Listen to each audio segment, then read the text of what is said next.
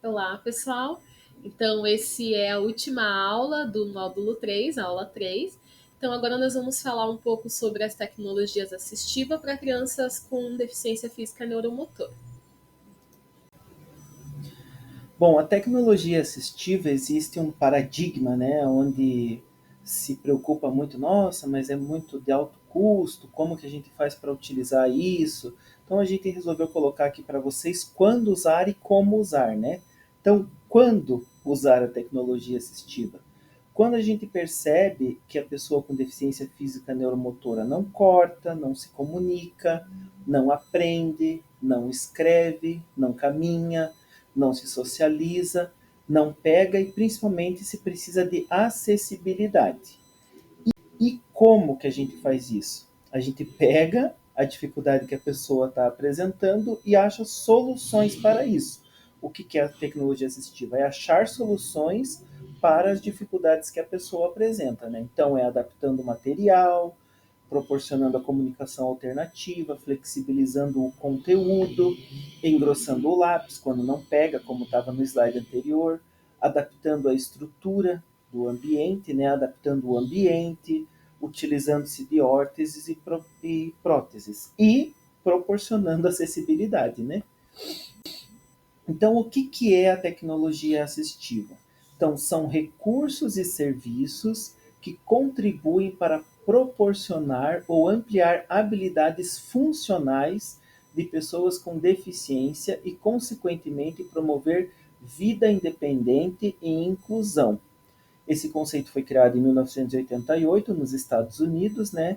E foi um importante elemento jurídico para regular direitos dos cidadãos com deficiência nos Estados Unidos, além de promover uma base legal dos fundos políticos. Então lá já se começou a pensar em verbas, né, para compra de recursos para materiais que essas pessoas necessitassem, né? Os recursos, então, é qualquer item, equipamento, componente, produto ou sistema que vise aumentar, manter ou melhorar as capacidades funcionais. São os recursos. Os serviços, eles estão mais relacionados, então, com as equipes e com o serviço das pessoas para as pessoas com deficiência. A gente pode colocar aí as equipes clínicas, o professor, o médico, ou outros profissionais como engenheiro, arquiteto, que vai estar desenvolvendo um trabalho para as crianças e adultos com deficiência física neuromotora, né? No Brasil, essa conceituação também é muito parecida como lá dos Estados Unidos, né? Então, o Comitê de Ajudas Técnicas definiu então como uma área do conhecimento de característica interdisciplinar que engloba produtos, recursos, metodologias, estratégias, práticas e serviços que objetivam promover a funcionalidade. Então, é muito parecido com o conceito que foi trazido lá nos Estados Unidos, né? Então, tem legislação específica aqui no país também, né, que é do Plano Nacional de Tecnologia Acessiva, que é de 2021, né, e foi por intermédio das políticas de inclusão que surgiram garantias legais ali acerca dos direitos dos PCDs, né. Então, essa legislação fez com que criassem compromissos, né, de acesso à tecnologia assistiva, bem como o desenvolvimento de produtos e serviços. Né? A tecnologia assistiva, ela é interessante a gente observar isso, porque como eu falei no início da nossa aula, né, existe um paradigma em relação a isso. Todo mundo acha que ela é de alto custo, de difícil acesso e tal, e na verdade ela também é, mas ela pode ser, né, de alto custo, alta tecnologia, alta complexidade, mas ela também pode ser de baixo custo, baixa tecnologia e baixa complexidade. E nada impede que esses termos eles se misturem também. Ela pode ser de alto custo, mas de uma baixa complexidade, sabe, Ana? Ou então ela pode também ser de alta complexidade, mas de baixo custo, por exemplo. Então são termos ali que eles se misturam, mas que não impedem que o principal foco é que essa tecnologia assistiva venha suprir as necessidades do indivíduo ali, né? Os recursos de tecnologia assistiva buscam resolver com criatividade os problemas funcionais de pessoas com deficiência, de modo a encontrar alternativas para que as mesmas tarefas do cotidiano sejam realizadas de outro modo.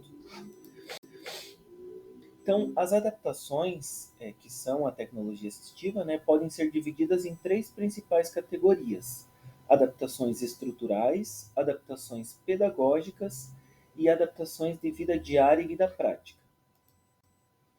As adaptações estruturais, elas estão relacionadas à questão de acessibilidade física, mobiliário adaptado, banheiros acessíveis, pisos táteis e antiderrapantes, né? Então seria barra, barra de apoio, rampa e assim por diante, né?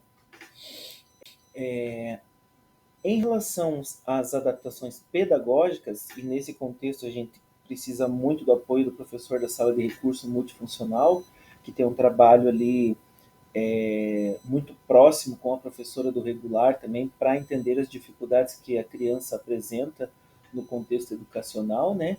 Trata-se de materiais acessíveis, metodologias flexíveis, tempo estendido para que a criança consiga dar resolutividade nas questões pedagógicas apresentadas ali na escola, né? Então aqui nós temos alguns exemplos, né? Apontadores, tesouras, engrossador de lápis, para que a criança consiga realizar as atividades pedagógicas no contexto escolar, né? Outra adaptação que são necessárias para as crianças com deficiência física neuromotora são as adaptações de vida diária e de vida prática. Que a atividade de vida diária são aquelas atividades que todas as pessoas têm que fazer, né, no dia a dia, e está relacionado mais ao autocuidado, escovar o dente, pintar o cabelo, trocar de roupa e assim por diante. A atividade de vida prática são aquelas atividades que todos têm que fazer também, só que elas têm um diferencial. Vamos pegar um exemplo aí. O trabalho. O trabalho é uma atividade de vida prática. Só que existem pessoas que trabalham num ambiente de escritório, outras pessoas trabalham em ônibus ou na própria rua. Então, são atividades que todo mundo faz, mas tem essa diferenciação, né? Então, nas adaptações nesse contexto, são materiais e produtos que auxiliam, né, em tarefas rotineiras tais como comer, cozinhar, vestir, tomar banho e executar necessidades pessoais, como a manutenção da casa e etc. Então aqui nós temos alguns exemplos, né, dos talheres ali com engrossadores, o prato com ventosa, o copo ali com alça também, que vai auxiliar, né, a criança para se alimentar. Em relação à higiene pessoal também, uma adaptação na escova, a cadeira de banho é considerado uma tecnologia assistiva também, alças, né, e cabos mais compridos para facilitar o manuseio, né? Em relação ao vestuário ali, a gente tem aquele adaptador para que a pessoa consiga abotoar, né? Tem a questão ali do vestimento da calça, do calçado, tudo isso são facilitadores para que a pessoa tenha o maior grau de independência possível, sabe, Ana? Outro conceito que nós queremos trazer para vocês hoje é a questão da diferença entre órteses e próteses. Tem muitas pessoas que, por muitas vezes não estarem na área, né, tem uma dificuldade de entendimento em relação a isso, né? A órtese, ela realiza ajustes de parte do corpo, faltantes ou de funcionamento comprometido. Então, pode ser que tenha uma falta, mas ela vai fazer um ajuste para que a pessoa tenha funcionalidade, mesmo com aquele membro lesionado. Já a prótese é a troca ou ajustes de parte do corpo faltante ou de funcionamento comprometido por membros artificiais. Então a gente pode ver aqui, né, que alguns exemplos de órtese, né, são as adaptações, na verdade, para que a pessoa, mesmo com o membro lesionado, ela possa ter a funcionalidade do membro. Já na prótese, né, aqui a gente, como foi falado anteriormente ali, é a substituição do membro. Então, a perna mecânica, o braço mecânico, uma prótese de quadril ali também, isso são alguns exemplos que podem ser utilizados, né? Outra questão que nós queremos trazer para vocês também, e que faz muita diferença no dia a dia ali no ambiente escolar, né? Não só no ambiente escolar, como no contexto todo da vida, mas como nós estamos trabalhando aqui no contexto escolar, né, a gente traz dentro desse foco, né? É a adequação postural, que são as adaptações para a cadeira de rodas ou outro sistema de sentar, visando o conforto, distribuição adequada da pressão, maior estabilidade e postura do corpo através do suporte e posicionamento de tronco, cabeça e membros. Então a gente pode ver aqui na figura ali na primeira do lado esquerdo nosso aqui, né? A criança mal posicionada na cadeira e depois com a correção postural. O que que isso facilita, né? A hora que você vai propor uma atividade para a criança, ela estando numa postura mais adequada, ela vai conseguir enxergar a atividade, o objeto que ela vai estar manipulando, tanto na questão da alimentação ou dentro da sala de aula ali, e vai conseguir ter um melhor desempenho devido à adequação postural, né? E existem alguns itens ali, tipo mesa, a própria cadeira de rodas ou cadeiras adaptadas que vão facilitar essa adequação postural. A questão do auxílio da mobilidade também, que são as cadeiras de rodas, manuais e motorizadas, bases móveis, andadores, scooters, né, que é aquela motinha motorizada, né, e qualquer outro veículo ou objeto utilizado na melhoria da mobilidade pessoal. Tudo isso facilita, né, o desempenho da mobilidade ali. Então nós temos aí alguns exemplos, né, a cadeira de rodas, as muletas canadenses, o andador, e aqui até uma foto bem impactante ali de uma mãe com a criança num skate. Dentro da realidade dela e das condições, não deixa de ser uma tecnologia assistiva. Sim. Também porque ela está utilizando ali como meio de transporte o skate, né? Sim. Tanto que você falou, né, que as tecnologias assistivas, ela pode ser, né, de baixa complexidade, de alta complexidade, vai depender do que cada pessoa, né, precisa, vai depender do custo, né, de cada pessoa, né. Então, sim, muito bem lembrado, Ana, exatamente. E aí as adaptações para o lazer, né? Que tem aqui a questão do balanço frontal, que algumas escolas apresentam, outras não. Às vezes a gente vê também nos parques, né?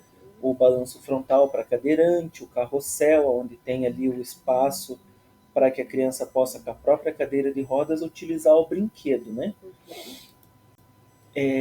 Todas essas adaptações, elas garantem não apenas a inclusão, mas também a autonomia e a qualidade da experiência escolar para as crianças com deficiência física neuromotora.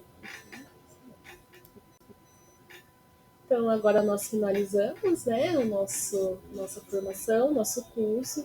Esperamos que vocês tenham, né, aproveitado esse momento, né?